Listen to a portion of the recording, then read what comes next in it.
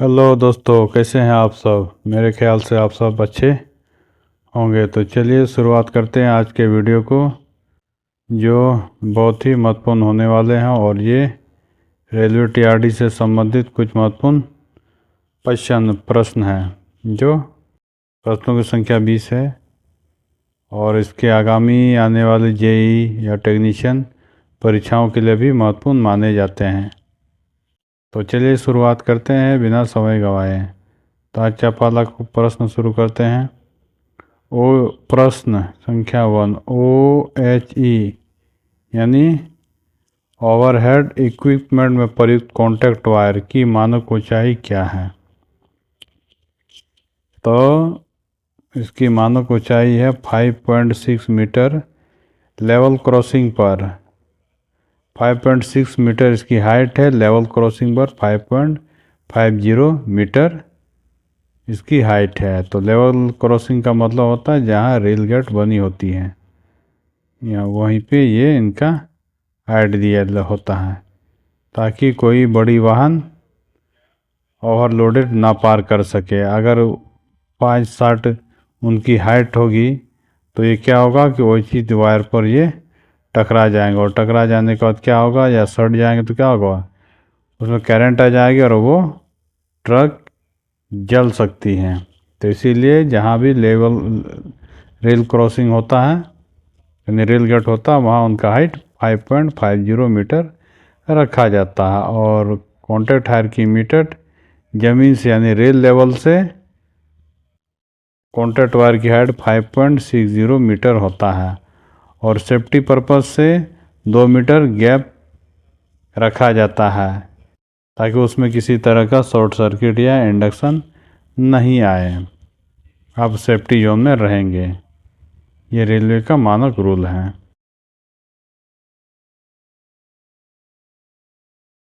ये ऊंचाई rail level से मापी जाती है। रेगुलेटेड तापमान परिवर्तन के बावजूद इसे बनाए रखने के लिए ATD का उपयोग किया जाता है। प्रश्न नंबर 2। OHE में स्टैगर क्या होता है और इसका क्या लाभ है। स्टैगर का तात्पर्य है कि जो कॉन्टैक्ट वायर है उसकी मुख्य बिंदु यानी बीच का बिंदु को स्टैगर कहा जाता है। और जब पेंटो गुजरती है तो ये जिग जैग कंडीशन में होता है, यानी यहाँ से गया लेफ्ट साइड, थोड़ा राइट साइड, थोड़ा लेफ्ट साइड, थोड़ा राइट साइड, इट कंडीशन में होता है। और ये पेंटो इसके बीचों बीच इस तरह ये पार करते हैं। इससे होता क्या है कि जो कॉन्टैक्ट वायर है उस पर ज़्यादा घर्षण का प्रेशर नहीं पड़ता है। और पेंटोग्राफ जिसके माध्यम से जो कॉन्टैक्ट वायर है ये सटा, उसमें भी घर्षण कम होती है, जिससे दोनों के घिसने की जो प्रतिक्रिया है यानी ज़्यादा घिसने की क्षमता वो कम हो जाती है। इससे क्या होता है, ट्रेन को जाने में भी चलने में भी कोई किसी तरह की कोई दिक्कत नहीं होती है। तो देखते हैं इसकी क्या कारण है। कॉन्टैक्ट वायर ट्रैक के सेंटर से दाएं या बाएं विस्थापन या सीधा डिस्प्लेसमेंट ट्रैक पर ये +200 -200 mm और मोड़ पर ±300 mm होता है। मोड़ पर यानी जब से ट्रेन जा रही है, जैसे कर्व आ गया इस तरह, तो इस कंडीशन पे वहाँ पर स्टैगर का मोड़ +300 या -300 होता है। माइनस यानी ये अंदर साइड, कर्व के अंदर साइड, और प्लस यानी कर्व के बाहर साइड। ठीक है, ये प्लस में लिखा जाता है और ये माइनस में लिखा जाता है। एक तरह से आप कह सकते हैं कि मेरा लेफ्ट हैंड साइड को माइनस में और राइट हैंड साइड को माइनस में। किस कंडीशन में, जिस साइड से ट्रेन मूव कर रही हो। ठीक है, अगर ये डाउन में जा रही है तो इनके लिए लेफ्ट ये हो गया और राइट इस साइड हो गया, जस्ट लाइक मेरा लेफ्ट राइट हैंड कॉम्बिनेशन। ठीक है, अगर वही इसके अपोजिट कहें, अगर ट्रेन अप से आ रही है तो उसके लिए राइट ये हो गया और लेफ्ट ये हो गया। तो उस कंडीशन में इसके लिए लेफ्ट साइड का माइनस और राइट साइड का प्लस का स्टैगर में काउंट किया जाता है। और यदि तार बिल्कुल सीधा रहे तो ये पेंटोग्राफ की कार्बन स्ट्रिप को एक ही जगह से काट देगा। स्टैगर के कारण तार पेंटोग्राफ पर रगड़ता हुआ चलता है, जिससे घिसाव बराबर होती है। प्रश्न संख्या 3 को देखते हैं। ATD ऑटो टेंशनिंग डिवाइस में 3:1 रेशियो का क्या अर्थ है? यानी ऑटो टेंशन ATD में 3:1 रेशियो का क्या अर्थ है? तो इसका मतलब होता है कि काउंटर वेट का 1 किलो वजन तार पर 3 किलो का तनाव पैदा करता है। क्या करता है? 1 किलो वजन पर तार 3 किलो का वेट टेंशन पैदा करता है। ये 3:1 रेशियो का अर्थ यही हुआ। भारतीय रेलवे में सामान्यतः 200 किलोग्राम का तनाव रखा जाता है। 3:1 अनुपात वाले ATD में लगभग 667 kg का वाट काउंटर वेट लगाया जाता है। प्रश्न नंबर 4, न्यूट्रल सेक्शन क्यों लगाया जाता है? यानी कल भी मैंने आप लोगों को बताया था न्यूट्रल सेक्शन मतलब ये आपका इंसुलेटर है, बीच में ये न्यूट्रल यानी यहाँ करंट जीरो रहता है। यहाँ से आगे आपका करंट फ्लो कर रहा है, इसके आगे उधर करंट फ्लो कर रहा है। ठीक है, तो बीच में ये न्यूट्रल सेक्शन किया जाता है। क्यों किया जाता है? इसको इसीलिए किया जाता है ताकि जब भी हम काम करते हैं तो उसका मेंटेनेंस के लिए एक न्यूट्रल सेक्शन रखा जाता है, ताकि अगर खराबी न्यूट्रल सेक्शन से बाहर साइड के अगर कोई तार में खराबी आया तो इसको हम मेंटेनेंस कर सकते हैं, काम कर सकते हैं। ठीक है, और इस साइड अगर हुआ तो काम कर सकते हैं। तो चलिए इनका मेन रीज़न क्या है उनको भी हम लोग जान लेते हैं। तो 2 अलग अलग फेज बिजली की आपूर्ति को अलग रखने के लिए किया जाता है। ठीक, रेलवे की बिजली अलग अलग सब स्टेशन से आती है जिनके फेज अलग हो सकते हैं। यदि इन्हें आपस में जोड़ दिया जाए तो शॉर्ट सर्किट हो जाएगा। इसीलिए बीच में एक डेड जोन बनाया जाता है जिसे न्यूट्रल सेक्शन कहते हैं। प्रश्न नंबर 5 देखते हैं। स्पैन लेंथ से आप क्या समझते हैं? यानी 2 HE खंभों के बीच की क्षैतिज दूरी को स्पैन लेंथ कहा जाता है। यानी मान लीजिए ये खंभा है, ये खंभा, ये इनका फाउंडेशन, इसका फाउंडेशन, तो क्षैतिज दूरी ये वाला जो डिस्टेंस है नीचे से, यानी यहाँ से यहाँ तक के बीच की दूरी को क्या कहते हैं?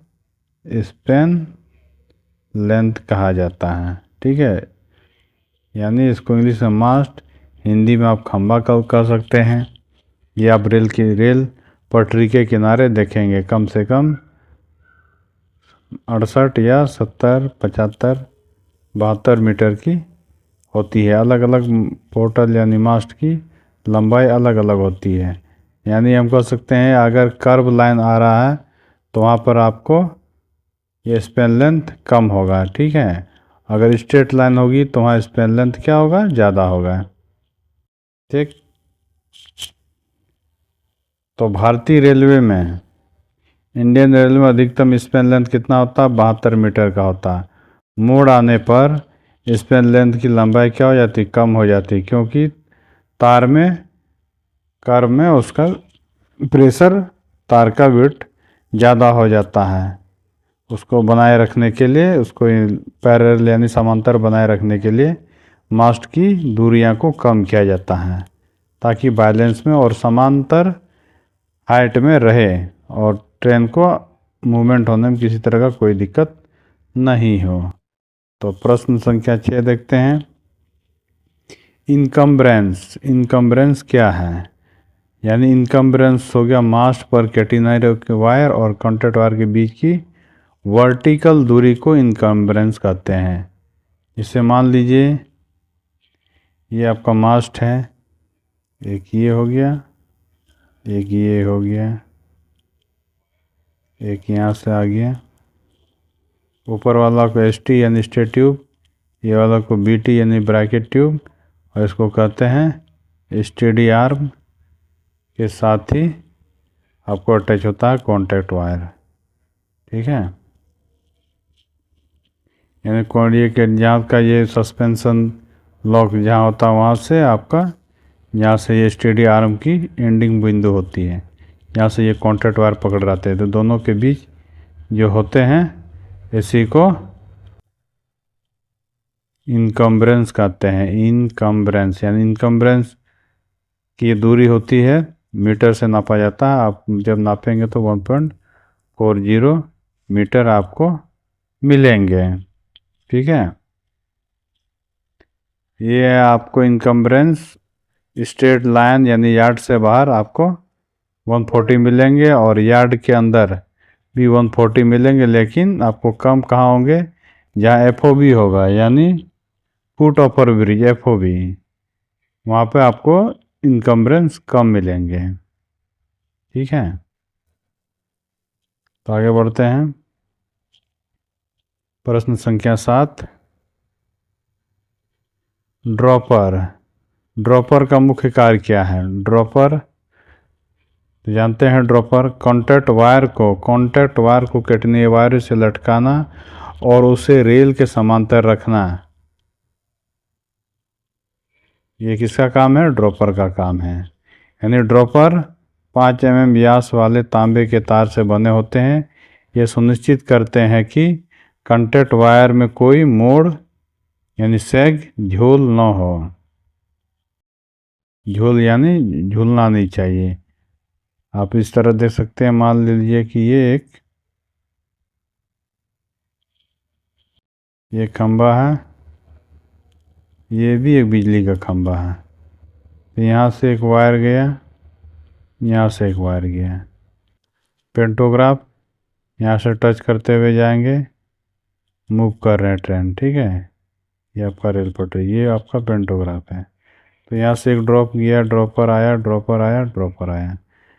ड्रॉपर में क्लिप होते हैं उसी टाइप का, 3 फेज टाइप का रहते हैं, इसको पकड़ने के लिए मिडिल में यहाँ पर इसको ये ड्रॉपर इसलिए लगाया जाता ताकि ये लटकन सही से एक समान हाइट पर हो। कितना हाइट पे? समान हाइट। समान हाइट का तात्पर्य 5.60 मिनिमम हाइट है, उससे थोड़ा भी हो सकते हैं हर मास्ट के बीच। ठीक है, यानी ये खंभा के बीच हाइट में एक समांतर नहीं होते हैं, कुछ सेंटीमीटर में का परिवर्तन रहता ही है। तो यानी इसको समांतर बनाए रखने के लिए ड्रॉपर का इस्तेमाल किया जाता है, ताकि पेंटोग्राफ स्मूथली इसके सट के ये घर्षण करते हुए निकल जाए, ट्रेन को आने जाने में बाधित ना हो। तो इसको समांतर बनाए रखने के लिए क्या कहते हैं, ड्रॉपर का इस्तेमाल किया जाता है। प्रश्न संख्या 8 देखते हैं। PSI का में TSS का क्या अर्थ है? PSI में होता है पावर सप्लाई इंस्टॉलेशन। TSS में क्या कार्य? PSI में TSS का क्या कार्य है, चलिए इनके बारे में जानते हैं। तो ग्रिड से आने वाले 132 kV या 240 kV बिजली को 25 kV में स्टेप डाउन करना ही TSS का काम है। ठीक है, तो ये किस तरह होता है? मान लीजिए ये कोई स्टेट गवर्नमेंट का सप्लाई है 132 यानी 1,32,000 kV का करंट वोल्टेज है। ठीक है, उसको स्टेप डाउन करना या फिर 240 वोल्ट। 240 वोल्ट का मतलब हो गया 22,040 वोल्ट को उसको स्टेप डाउन करना कितना में? 25,000 वोल्टेज, 25 kV 25,000 वोल्टेज में स्टेप डाउन करना है। ठीक है, तो ये कौन करते हैं? TSS में काम करते हैं, क्योंकि वहाँ पर बड़ी सी ट्रांसफार्मर होती है, लगे होते हैं, उन्हीं के माध्यम से ये स्टेप डाउन करके यूजेबल के लिए उसको इस्तेमाल किया जाता है। उसके माध्यम से फिर आपको रेल ट्रैक जो OHE होते हैं उनको सप्लाई किया जाता है। ठीक है, उनके माध्यम से ही हमारे ट्रेन दौड़ते हैं। यानी ट्रैक्शन सब स्टेशन रेलवे का मुख्य पावर हब होता है, जहाँ से OHE को सप्लाई दी जाती है। प्रश्न नंबर 9, सेक्शन इंसुलेटर का उपयोग कहाँ होता है? तो क्रॉस ओवर या टर्न आउट पर दो OHE सेक्शन को इलेक्ट्रिकल रूप से अलग करने के लिए किया जाता है। यानी दो OHE किस तरह, जैसे ये हो गया एक लाइन, यहाँ से एक ये मेन लाइन है, यहाँ से मेन लाइन से एक लाइन साइडिंग को चली गई, ठीक है, आगे जाके ये मिल गए, फिर यहाँ से एक क्रॉस ओवर चले गए, ऑफ लाइन या डाउन लाइन से मिल गए, ठीक है। तो यानी इस कंडीशन में वो सेक्शन इंसुलेटर यहाँ लगाया जाता है, ठीक है, यहाँ पे सेक्शन इंसुलेटर लगाया जाता है। तो इसका लगाने का मेन मकसद यही है कि जो आपका वोल्टेज जो जा रहा है कंटिन्यूटी, इस वोल्टेज की कंटिन्यूटी को ख़त्म कर देना है, ठीक है, इस कंटिन्यूटी को ख़त्म कर देना। अगर ऐसा नहीं होगा तो हम एक अलग किया हुआ सेक्शन में काम नहीं कर सकते हैं, ठीक है, काम नहीं कर सकते हैं, क्योंकि मेंटेनेंस करेंगे, मान लीजिए इस सेक्शन में मेंटेनेंस करेंगे तो उससे क्या होगा कि दोनों साइड की ट्रेन बाधित हो जाएगी, और हमें ट्रेन बाधित होने से रेल को बहुत सारे नुकसान हो जाते हैं, समय पर ट्रेन का आवागमन नहीं होगा। तो इसीलिए सेक्शन इंसुलेटर लगाया जाता है। इससे क्या होता है कि एक साइड की लाइन चालू रहेगी और दूसरी साइड की लाइन को हम लोग डेड करके या टी कंट्रोल से काट के, और बचे कुचे जो चार्ज रहते हैं, इंडक्शन रहते हैं, उसको डिस्चार्जर लगा के इसको न्यूट्रल करते हैं, और न्यूट्रल होने के बाद ही उनके बीच में हम लोग मेंटेनेंस का काम करते हैं, ठीक है। दोस्तों अपन जुड़ने नहीं देते हैं, ठीक। प्रश्न संख्या 10, बॉन्डिंग क्या है और इसके प्रकार बताइए। यानी बॉन्डिंग एक माध्यम है, यानी बॉन्डिंग किसी एक व्यक्ति या दूसरे व्यक्ति को एक साथ बांध के रखना ही बॉन्डिंग है। जस्ट लाइक एक, जैसे आप खंभा को देखते हैं, बिजली के खंभे, उससे एक पत्ती के माध्यम से या एक वायर के माध्यम से दूसरे खंभा पे या दूसरे पर जोड़ देना ही बॉन्डिंग है। तो समझते हैं बॉन्डिंग आखिर क्या चीज़ है। धात्विक हिस्सों को रेल या अर्थ से जोड़ना, मुख्य प्रकार स्ट्रक्चर बॉन्ड, यानी जिसको हम लोग कहते हैं ST शॉर्ट में कहते हैं क्रॉस बॉन्ड, यानी L बॉन्ड या नोज बॉन्ड कहते हैं, और इंटर रेल बॉन्ड यानी IT बॉन्ड, ये सब क्या है, बॉन्डिंग है। इसको जोड़ा जाता है ताकि मान लीजिए अब अप लाइन में अगर किसी तरह का सप्लाई या अर्थिंग नहीं आ रहा है तो वो क्या होता है कि वो डाउन लाइन से अपना अर्थिंग लेकर के अपने काम को सुचारू रूप से कर सकते हैं। यानी by the way voltage overflow हो गया तो उस कंडीशन में भी मास्ट के माध्यम से, बॉन्ड के माध्यम से रेल ट्रैक पर पावर यानी अर्थ चले जाते हैं। इससे क्या होता है कि अर्थ डिवाइड हो जाता है दूर दूर तक। इससे क्या होगा कि मान ली कोई जाने अनजाने में खाली पैर चले गए या किसी तरह का इंडक्शन आ गया तो उसको कम से कम हानि हो, ठीक है। तो यह सुरक्षा के लिए किया जाता है कि किसी लीकेज की स्थिति में करंट सीधे ज़मीन में चला जाए और किसी को झटका ना लगे। प्रश्न संख्या 11, आइसोलेटर और सर्किट ब्रेक CV में क्या अंतर है। तो आइसोलेटर ऑफ लोड डिवाइस है, जबकि सर्किट ब्रेकर ऑन लोड और फॉल्ट की स्थिति में काम करता है। आइसोलेटर है लाइन की कंटिन्यूटी को काटना, जबकि सर्किट ब्रेकर का काम है कि ऑन लोड या किसी तरह की कोई फॉल्ट हो तो उसको काटने का काम सर्किट ब्रेक का होता है। प्रश्न संख्या 12, कैंटिलीवर असेंबल के मुख्य भाग क्या है। यानी कैंटिलीवर में क्या क्या लगते हैं, जो क्या क्या मुख्य मेन पार्ट है, जैसे stay arm, bracket tube, resistance arm और इंसुलेटर, ठीक है। और साथ ही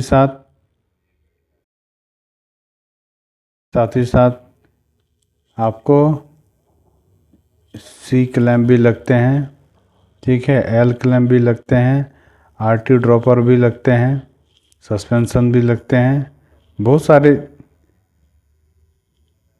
पार्ट्स का इस्तेमाल किया जाता है, लेकिन जो मुख्य पार्ट है जो हम लोग को देखने को मिलते हैं उनका यहाँ पे बताया गया है। ठीक है,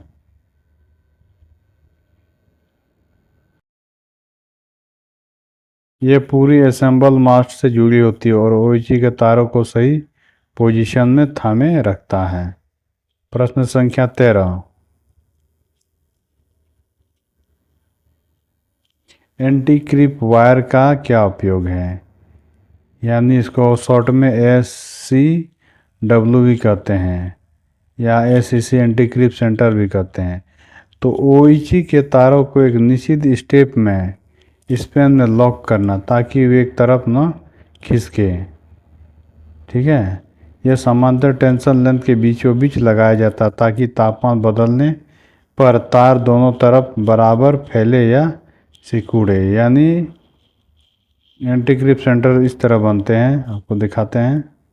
जैसे एक पोर्टल है, खंबा है, ठीक है, इधर से 2 वायर आया, ये खंबा है, ये चला गया एंकरिंग होके। ठीक, यहाँ भी एंकरिंग हो गया, इधर से आपको मेन लाइन तार ये जा रहा। ठीक है, इसको कैंटिलीवर के माध्यम से एडजस्ट किया गया है। तो जहाँ ये साइडिंग तार एक पॉइंट पे जहाँ पर मिलते हैं, ठीक है, इसी को SCC या ACW कहते हैं। तो ये क्यों लगाया जाता है? ये आपको तार के बीचों बीच, मान लीजिए आप 700 या 800 मीटर का तार है तो उनके 350 या 400 मीटर के बीच में ये SCC पॉइंट बनाया जाता है। ये बनाने का मुख्य मकसद है कि गर्मी के समय में तार क्या होता है, उसकी फैलाव बढ़ जाती है, तो उस फैलाव में क्या होता है कि तार नीचे झुक जाता, तो उस झुकाव यानी सैग को कम करने के लिए इसका इस्तेमाल किया जाता है। यानी इसके लोड इस पर आ जाए, ठीक है, और ये उसको झुकने ना दे। ठीक, देखते हैं प्रश्न संख्या 14, जी जंपर का उपयोग कहाँ होता है? जी जंपर, तो जी जंपर आइसोलेटर के कनेक्शन को ओइची से जोड़ने के लिए किया जाता है। आइसोलेटर के कनेक्शन को ओइची से जोड़ने के लिए किया जाता है। तो जी जंपर का काम, ये भी एक तरह का कंटिन्यूटी का ही काम करता है। मतलब जहाँ पर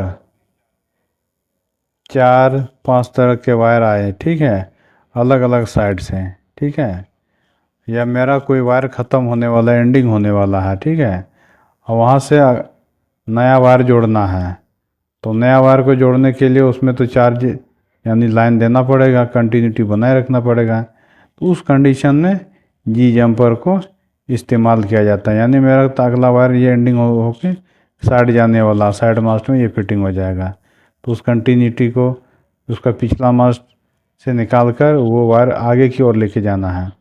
तो उसको चार्ज करने के लिए यानी उसमें करंट सप्लाई देने के लिए जी जंपर का इस्तेमाल किया जाता है। ठीक है,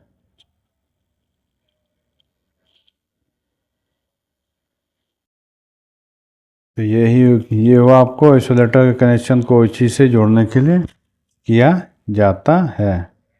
जंपर्स का मुख्य कार्य बिजली की निरंतरता यानी उसकी कंटिन्यूटी बनाए रखना है। प्रश्न संख्या 15, इम्प्लांटेशन या सिटिंग डिस्टेंस क्या होता है? तो ट्रैक के सेंटर से ओइची मास्ट खंबे के सामने वाले हिस्से की दूरी को इम्प्लांटेशन कहते हैं। ब्रॉड गेज के लिए मानक सेटिंग डिस्टेंस 2.36 मीटर पुराना और नया है 2.5 मीटर, ठीक है, या 3 मीटर तक होता है। यानी किस तरह होता है मैं आपको बता रहा हूँ कि मान लीजिए ये आप मास्ट है, ठीक है, यानी मास्ट मतलब ये खंबा है, बिजली का खंबा है रेल ट्रैक के बगल में, इसके साइड से ये रेल ट्रैक जा रही है, ठीक है, ये रेल ट्रैक है। तो इस मास्ट के फेस यानी सामने फेस से रेल के बीच, ठीक है, इसी के बीच को इम्प्लांटेशन यानी सेटिंग डिस्टेंस को इम्प्लांटेशन कहा जाता है। ठीक है, यानी इन प्लांटेशन के हिसाब से ही अर्थिंग की लेंथ तय होती है कि मास्ट आपको रेल ट्रैक से कितनी दूरी पर है, 2.5 मीटर की दूरी पर है या आपको 3 मीटर की दूरी पर है। ठीक है, उसी के अकॉर्डिंग ही पेट्रोलिंग के दौरान जो मिसिंग स्ट्रक्चर बॉन्ड है उसकी लेंथ को लिखा जाता है, नहीं तो टेप से नाप करके उसको नोट डाउन किया जाता है और उसी के अकॉर्डिंग स्ट्रक्चर बॉन्ड बनता है और लगाया जाता है। प्रश्न संख्या 16 देखते हैं। लाइटिंग अरेस्टर LA क्या होता है? लाइटिंग अरेस्टर यह आकाशीय बिजली के उपकरणों को बचाता है। यह आकाशीय बिजली यानी लाइटिंग के उपकरण को बचाता है। ये बिजली गिरती है तो यह उसे उपकरणों तक पहुंचने से पहले ही ज़मीन में भेज देता है। LA का यही काम है। ठीक है, यानी बिजली चमक रही है, बिजली चमक रही है, और बिजली चमकने के दौरान क्या होता है कि बिजली गिरती है, ठीक है, जो आग के रूप में। तो क्या करता है कि इस डिवाइस पर यानी ये करंट वायर पर गिरने से पहले अगर कि बाय द वे गिर जाता है, ठीक है, तो उसको गिरने से पहले LA क्या करता है, इसको ऑब्जर्व कर लेता है और इसको अर्थिंग कर लेता है, यानी अपनी ओर खींच लेता है और ज़मीन में ये भेज देता है। इससे क्या होता है कि ये जो हमारा कॉन्टैक्ट वायर जो करंट सप्लाई वायर जिसके माध्यम से ट्रेन मूवमेंट करते हैं उसको नुकसान होने से बचा लेता है। ठीक है, तो इसीलिए LA लगाया जाता है।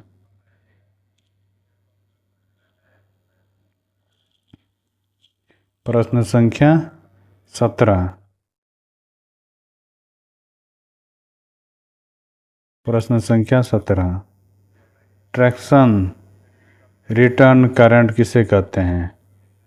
ट्रैक्शन रिटर्न करंट किसे कहते हैं? वह करंट जो इंजन से होकर रेल के जरिए वापस सब स्टेशन तक जाता है।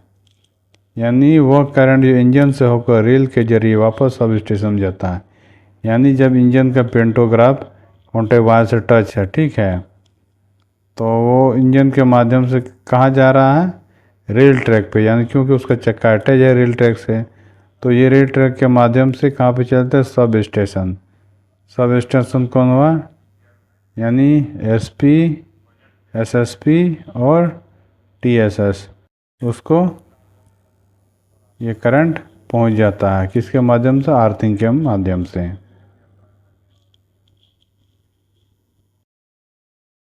तो बिजली ओची से आती है और रेल के जरिए वापस जाकर सर्किट पूरा करती है।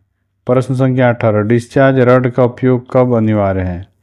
ओची पर काम करने के लिए पावर ब्लॉक लेने के लिए डिस्चार्ज रड बहुत ही महत्वपूर्ण है। तो डिस्चार्ज रड का मुख्य कार्य है कि जब कोई पावर सप्लाई एक सेक्शन से दूसरे सेक्शन के बीच रहता है, ठीक है, तो हमें मेंटेनेंस का काम करना होता, तो क्या होता है कि TPC यानी कंट्रोल के माध्यम से या TSA या SP के माध्यम से इस सेक्शन के करंट को काट लिया जाता है। ठीक है, रिमोट सेंसिंग के द्वारा। तो काटने के बावजूद भी इसके बीच में काफ़ी मात्रा में करंट वोल्ट रहते हैं, यानी 2500 से 3000 के बीच करंट वोल्ट रहते हैं, जो मनुष्य के लिए वो बहुत ही खतरनाक हैं। ठीक है, तो उस वोल्ट को ख़त्म करने के लिए यानी मेंटेनेंस का काम करना, तो उस वोल्ट को ख़त्म करने के लिए ओची यानी जीरो करने के लिए हम डी रड यानी डिस्चार्ज रड का इस्तेमाल करते हैं एक निश्चित दूरी पर। डिस्चार्ज रड की जो मैक्सिमम डिस्टेंस दूरी है वो 1 किलोमीटर के अंदर ही लगाते हैं। अगर उससे बाहर लगाएंगे तो इंडक्शन आने की चांसेस बढ़ जाती है। इसीलिए एक लिमिटेड दूरी 1 किलोमीटर के दायरे में 2 डिस्चार्ज लगाते हैं। ठीक है, उनके बीच ही मेंटेनेंस का काम करते हैं। बिना डिस्चार्ज रड का हम काम नहीं कर सकते हैं। ठीक है, नहीं तो घटना घटित होने की चांसेस बहुत ज़्यादा हैं। यह सुनिश्चित करता है यदि तार में कोई इंड्यूस्ड वोल्टेज या बचा हुआ चार्ज है तो वो अर्थ हो जाता है और कर्मचारी सुरक्षित रहते हैं। ठीक है। प्रश्न संख्या 19 कॉशन बोर्ड। सावधानी बोर्ड जैसे डीजे ओपन और डीजे क्लोज कहाँ लगे होते हैं? तो ये लगे होते हैं सेक्शन इंसुलेटर से पहले और बाद में, यानी जिसको पीटीएफ ये उससे 200 मीटर या 250 मीटर, और इससे इधर पीछे भी 200 मीटर 250 मीटर में इसका इंडिकेशन बोर्ड में बना होता है। यहीं पे इसका डीजे ओपन और क्लोज होता है।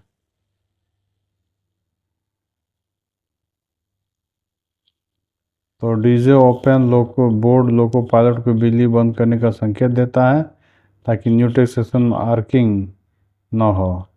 प्रश्न संख्या 20 ओएचई में प्रयुक्त इंसुलेटर की क्रीपेज डिस्टेंस क्या होती है? तो इंसुलेटर की सतह पर तो दो धात्विक सिरों के बीच की न्यूनतम दूरी होती है क्रीपेज, यानी इंसुलेटर जैसे ये हो गया आपका, ये हो गया,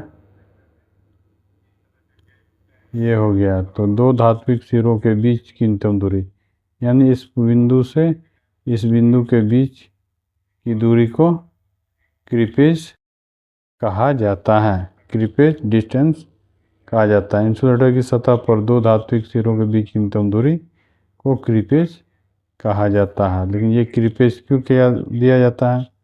प्रदूषित क्षेत्रों में अधिक क्रीपेज डिस्टेंस वाले इंसुलेटर का उपयोग किया जाता है ताकि फ्लैश ओवर न हो।